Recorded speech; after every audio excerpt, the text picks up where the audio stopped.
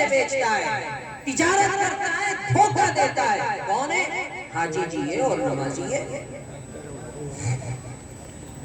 یہ اثر مرتب نہیں ہو رہا اس لیے کہ ہماری نمازیں قرآن نے صحیح کہا، قرآن اپنی جگہ بجا ہے، حق فرمایا قرآن مجید نے، ان الصلاۃ تنہی عن الفحشاء والمنکر، نماز ہر برائی سے روکے گی۔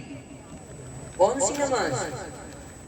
وہ نماز نہیں جس میں 4 رکعت آپ 2 منٹ میں پڑھ رہے ہیں، وہ نماز کہ جس میں آپ نیت باندھتے ہو یہ سوچ کر کے کہ اللہ مجھے دیکھ رہا ہے، میں اللہ کو دیکھ رہا ہوں، میری ملاقات اور میری حاضری اللہ کے دربار میں اور اللہ کے سامنے ہے۔ ایک صحابی ہے حضرت سعد بن ربیع رضی اللہ عنہ، فرماتے ہیں کہ حضرت علی رضی اللہ عنہ ہمارے ساتھ ایک جنگ کے اندر تھے، حضرت علی رضی اللہ عنہ کو جسم میں ایک تیر لگ گیا، ہم نکالتے ہیں تو بڑی تکلیف ہو رہی ہے، نہیں نکل رہا ہے۔ حضرت علی رضی اللہ عنہ نے فرمایا رک جاؤ، میں نماز کی نیت باندھوں گا، اس حالت میں نکالنا۔ حضرت علی رضی اللہ عنہ نے نماز کی نیت باندھی اور حضرت سعد فرماتے ہیں ہم نے اس تیر کو پکڑ کر کے جسم سے نکال لیا۔ حضرت علی رضی اللہ عنہ کو اتنی سی تکلیف بھی نہیں ہوئی، نماز کا سلام پھیرا، فرمایا نکال لیا تیر، احساس کیا؟ کیوں؟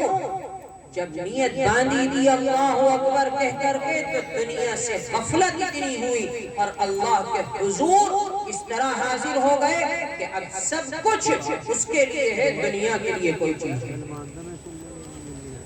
میرے بزرگوں، یہ تمام چیزیں وہ ہیں جو آپ کو، میں یہاں سے آپ کو بتلا رہا ہوں، آپ آؤ اور مدرسے کے حافظ جی کو، مولوی کو پکڑ کر کے بیٹھو، آپ کو یہ تمام چیزیں ان مدرسوں سے۔ اس لیے میں آپ سے یہ کہہ رہا ہوں، دیکھو بہت زیادہ اہمیت کے حامل ہیں، بہت زیادہ۔ نبی علیہ السلام ایک جگہ جا رہے تھے، ایک بستی سے گزر ہوا، ایک صحابی نے فرمایا اللہ کے رسول اس بستی والے نماز نہیں پڑھتے، تو فرمایا کہ میرا دل یہ چاہتا ہے کہ میں لکڑیاں اکٹھا کروں اور اس بستی والوں کے گھروں میں جب یہ سو رہے ہو تو آگ لگا دو، ان کو زندہ جلا دو۔ فرمایا من ترک صلاة متعمدا فقد کفر، جس نے بھی ایک نماز جان بوجھ کر کے چھوڑ دی بغیر شرعی عذر کے، فقد کفر، اس نے کفر اختیار کر لیا، اس نے کفر والا عمل اختیار کیا۔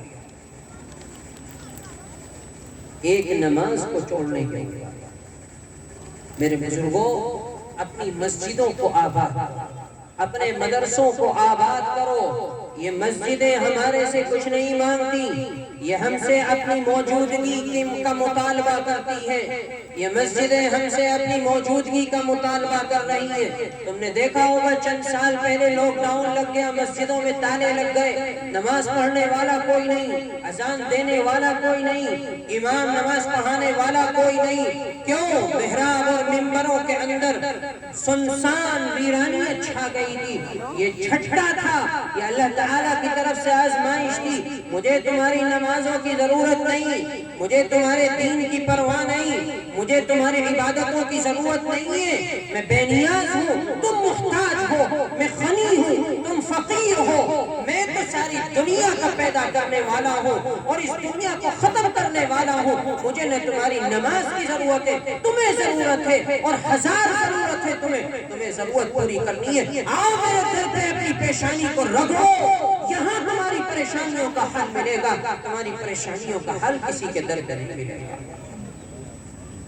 یہ ہمارے لیے آزمائش تھی۔ مسجدوں میں تالے لگے ہوئے ہیں، مدرسوں میں تالے لگے ہوئے ہیں، ہم پھر بھی نہ جاگیں۔ آپ دیکھ لو جمعے کی نماز میں آپ کے یہاں کتنے نمازی آتے ہیں اور اگلے دن فجر کی نماز میں کتنے نمازی آتے ہیں۔ کہاں گئے وہ نمازی؟ اگلے وقت عصر کی نماز میں کہاں گئے وہ نمازی؟ اگلے وقت مغرب اور عشاء میں کہاں گئے وہ نمازی؟ جمعے کی نماز میں تو مسجد بھری ہوئی تھی۔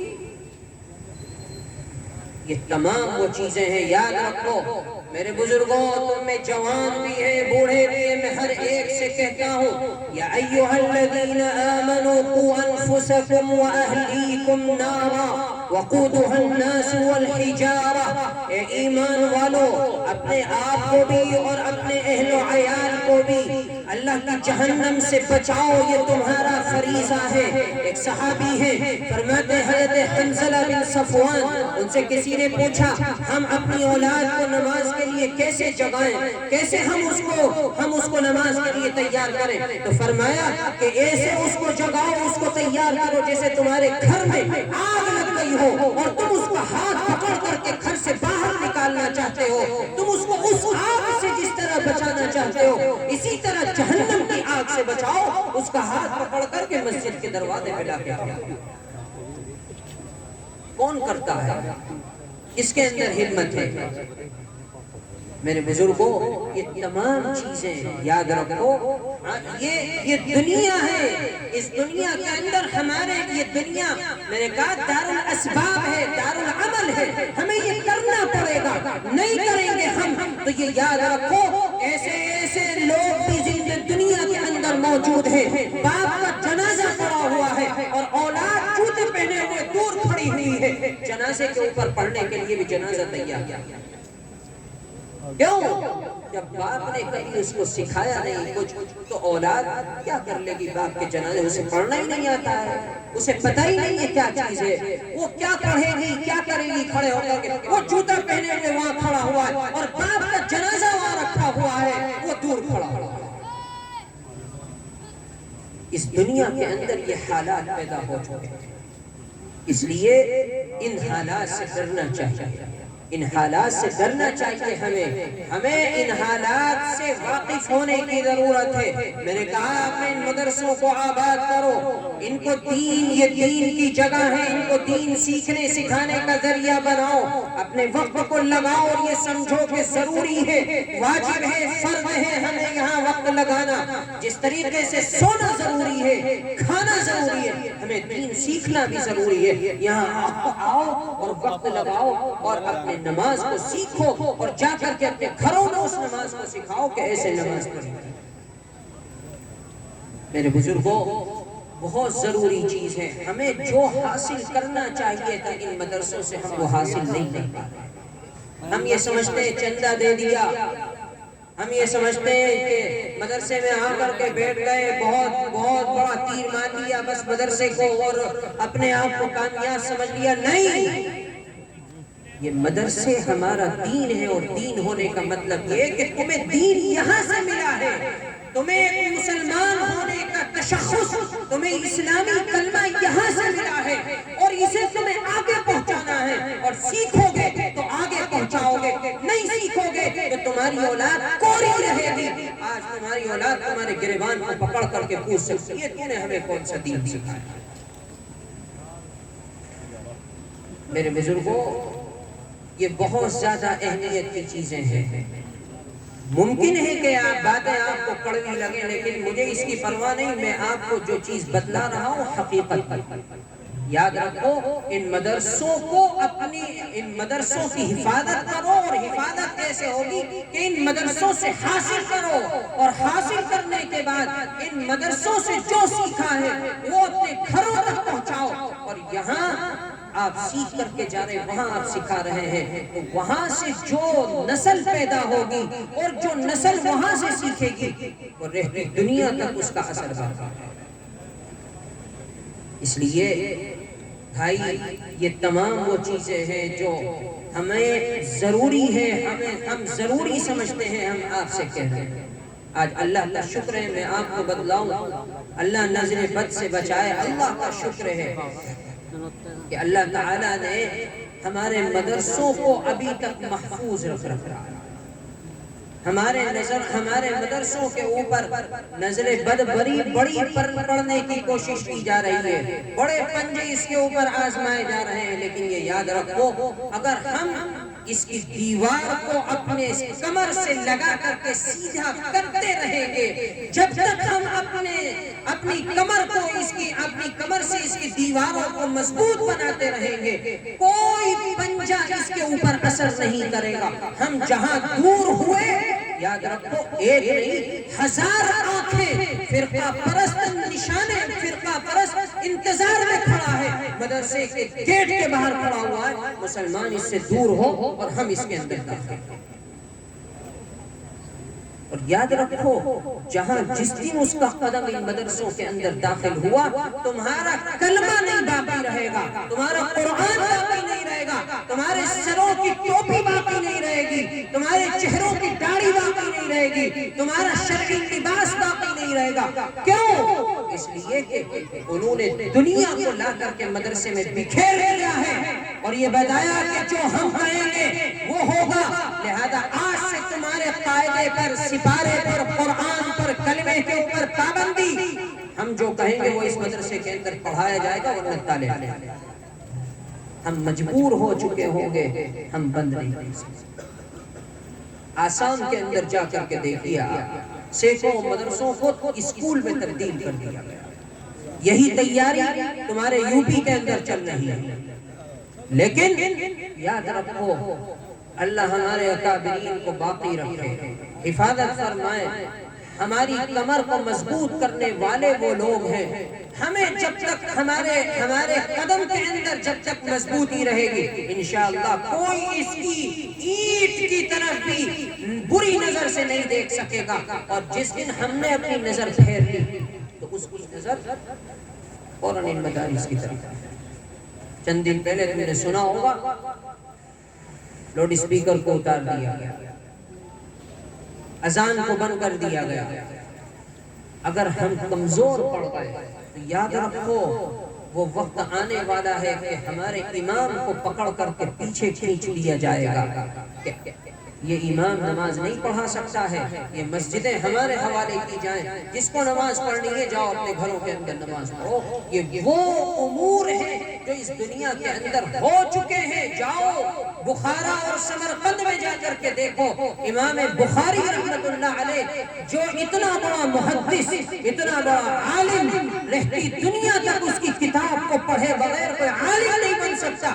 امام بخاری کی مسجد میں جا کر کے دیکھو، گھوڑے بندھے ہوئے دکھائی دیں گے، وہاں کوئی دین کا نام لیوا نہیں تھا۔ آج اس کی مسجد کو ویران کر دیا گیا، علماء کو ختم کر دیا گیا، قرآن پڑھنے والا باقی نہیں ہے، اذان دینے والے باقی نہیں ہے، امام نماز پڑھانے والا کوئی باقی نہیں ہے۔ اگر کسی کے گھر سے قرآن پڑھنے کی آواز آتی ہے اس گھر کے اندر جتنے افراد ہوتے ہیں سب کو ایسی جگہ لے جا کر کے ڈال دیا جاتا ہے جہاں کسی کی موت اور زندگی کا کچھ علم نہیں۔ یہ کیوں ہوا؟ یہ اس لیے ہوا کہ بعد والوں نے اس دین کی حفاظت نہیں کی تھی۔ بعد والوں نے جب اس دین کی حفاظت نہیں کی تو امام بخاری ہو، امام ترمذی ہو، مسلم ہو، کوئی بھی ہو، اللہ تعالیٰ کو کسی کے دین کی ضرورت نہیں ہے، کسی کی ضرورت نہیں ہے۔ اللہ تعالیٰ نے وہاں سے دین کو ختم کیا، کہیں اور لے جا کر کے اس دین کو آباد کیا۔ اس لیے میرے بزرگوں آپ کا اور ہمارا فرض ہے کہ ہم ان مدرسوں کی حفاظت کریں، ہم ان مدرسوں سے کچھ سیکھیں۔ یہ نہ سمجھو کہ چندہ دے دیا کہ ان مدرسوں کو ہم نے مضبوط کر دیا، نہیں، ہمیں ان مدرسوں سے کچھ سیکھنا بھی ہے۔ یہ مدرسے تب مضبوط ہیں، ہمیں اپنے بچوں کو، اپنی نسلوں کو لا کر کے ان مدرسوں میں چھوڑنا ہے، انہیں سکھانا ہے۔ ہاں پھٹے ہوئے بوریوں پر بیٹھنا پڑے گا، منظور ہے، چبھتی ہوئی زمین پر بیٹھنا پڑے گا، منظور ہے، ہاں چوتے ہوئے چھپر کے نیچے بیٹھنا پڑے گا، منظور ہے، لیکن ہمیں اپنے مسجد کے محراب میں امام دیکھنا ہے، ہمیں اپنی مسجد کے محراب میں مؤذن چاہیے، ہمیں اپنے بچوں کو کلمہ پڑھانے والا حافظ چاہیے، ہمیں اپنے بچوں کو دین سکھانے والا عالم چاہیے، ہمیں اپنے بچوں کے دین اور ایمان کی حفاظت کرنے والے علماء چاہیے۔ ہمیں سب کچھ منظور ہے، ہمیں بھوک اور پیاس بھی منظور ہونی چاہیے۔ کیوں؟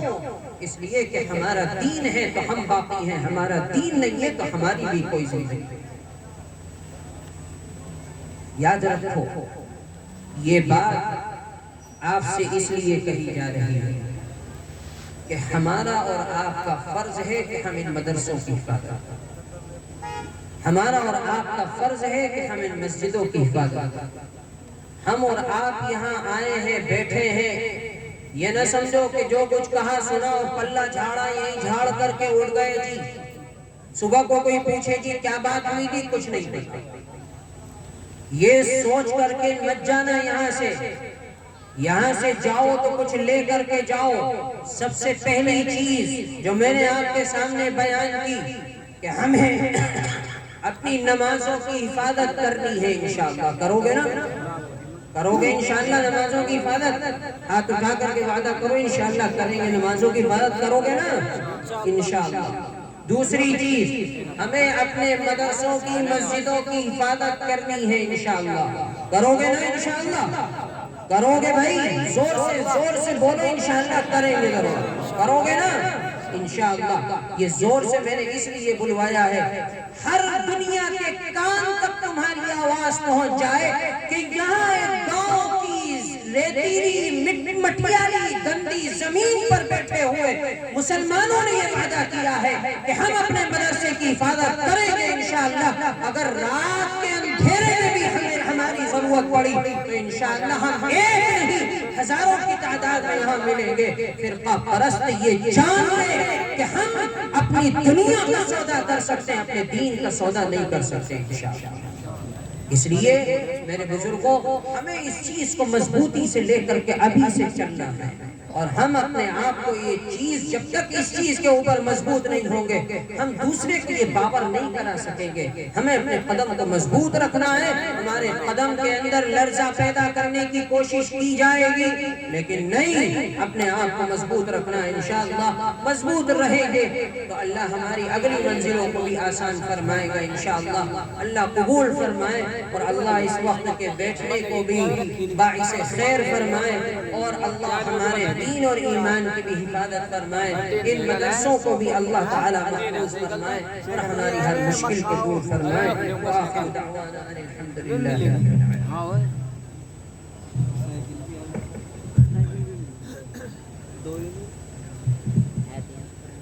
ماشاءاللہ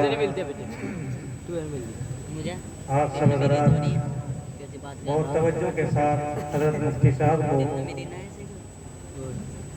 سن رہے تھے،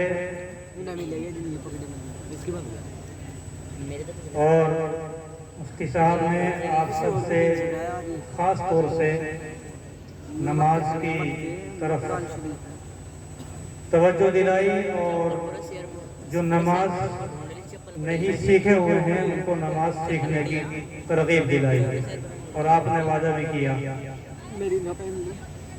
آپ یہ سمجھتے ہیں کہ ہم بڑے ہو گئے، بچے ہو گئے، پوتے ہو گئے، اب کیا سیکھیں، توہین ہوگی۔ امام صاحب کے پاس جائیں گے تو وہ بھی کہیں گے کہ بوڑھے ہو گئے، 60 سال کے، اب نماز سیکھنے کے لیے آئے ہیں۔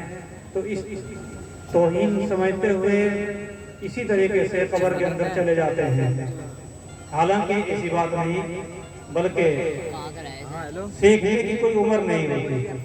جس وقت بھی انسان سیکھنا چاہے اسی وقت سیکھ سکتا ہے، جس وقت پڑھنا چاہے اسی وقت پڑھ سکتا ہے۔ پڑھنے کی اور سیکھنے کی فضیلت، پڑھنے کی اور سیکھنے کی فضیلت اتنی بڑی ہے۔ علماء یہاں اسٹیج پر تشریف فرما ہے، اور آپ کو بتا دوں سبھی کو کہ ابھی ہمارے سامنے وہ شخصیت تشریف لا چکی ہے، اسٹیج پر رونق افروز ہے، جس کو آپ پچھلے سال بھی سنا، حضرت مولانا محمد الیاس صاحب کیرانے سے بہت لمبا سفر کر کے اور بڑھاپے کی عمر آپ کی محبت میں یہاں تشریف لائے ہیں، اور وہ ایسا ملکہ رکھتے ہیں کہ سامعین کو جہاں موقع ہوتا ہے رلاتے بھی ہیں اور جہاں موقع ہوتا ہے ہنساتے بھی ہیں۔ پچھلے سال بھی آپ نے دیکھا ہوگا، خوب ہنسے بھی اور خوب روئے بھی۔ آج بھی وہ آپ کے سامنے تشریف فرمائے، ابھی تھوڑی دیر کے بعد ان کو انشاءاللہ دعوت دوں گا۔ تو آپ سبھی حضرات اپنی ضروریات سے فارغ ہو لیں، جب تک میں ایک دو بچوں کو انگلش کی تقریر کے لیے اور نعت کے لیے مدعو کروں گا، تاکہ آپ سب کو یہ بھی معلوم ہو کہ آپ کے اس مدرسے میں صرف قرآن ہی نہیں، صرف قاعدہ اور پارہ نہیں، بلکہ ہندی اور انگلش پر بھی محنت کی جا رہی ہے۔ بچوں کو انگلش بھی سکھائی جاتی ہے، ہندی بھی سکھائی جاتی ہے۔